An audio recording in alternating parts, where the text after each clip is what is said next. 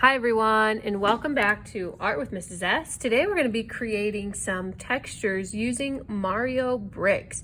And in Mario, there's lots of different bricks that looks kind of like squares or cubes in our video game that identify with what it is.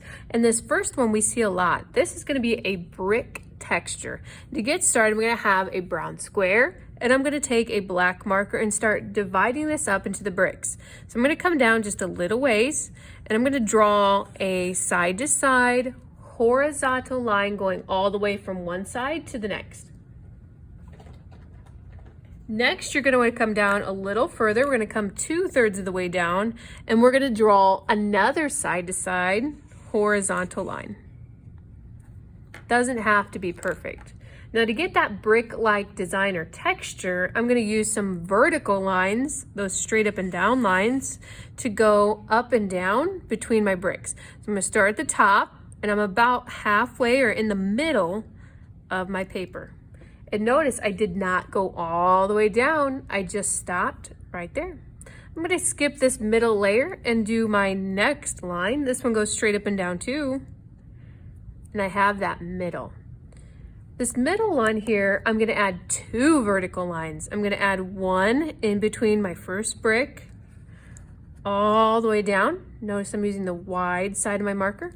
And I'm going to come over here in the middle of my next brick and add my next brick. And there's my first texture. I have a brick texture. This is great if I'm drawing castles or if I'm creating a house and I just want that brick look. I'm going to take this one and I'm ready to start my next piece. This next one's going to also look kind of like a brick. This one is used a lot in Mario for a road or gravel-like texture, and it's using the brown again, but instead of these vertical and horizontal lines, I'm going to have some bumpy diagonal lines too. So I'm going to come over about 2/3 of the way, not halfway this time. I'm going to start out easy. I'm going to make this box. So there's just this kind of box, and it definitely does not have to be perfect. Even bumpier is better. And I have that layer, and I'm going to take the bottom corner, kind of make a bumpy diagonal line all the way to the bottom. I'm almost done. This one goes real quick. And these all together really are what make it work. It makes it look like a brick road that he's running on, or gravel, rocky terrain. I'm going to come over here and I'm going to do another bumpy line. Similar to when I'm drawing things that are camouflage. I'm making a camouflage texture. When I set these next to each other, I have all these bricks side by side. If you want to add black along the outside, you might get a little on your table, but that's all right. You can outline the outside to give this more of a piece of gravel or rocky kind of design. And there you have it. I'm on to my last brick. This next one, we're going to be focusing on kind of a smooth texture. And I have my yellow one. If you've ever played Mario, you know that the yellow box usually has a question mark. But let's start out simple. We're going to draw 4 circles in each corner. 1, 2, 3, 4. Now on to the tough part. This question mark is like a bubble letter. So I'm going to take the center of my art. I have my side to side horizontal. I'm going to go up vertically. And it kind of goes up diagonally.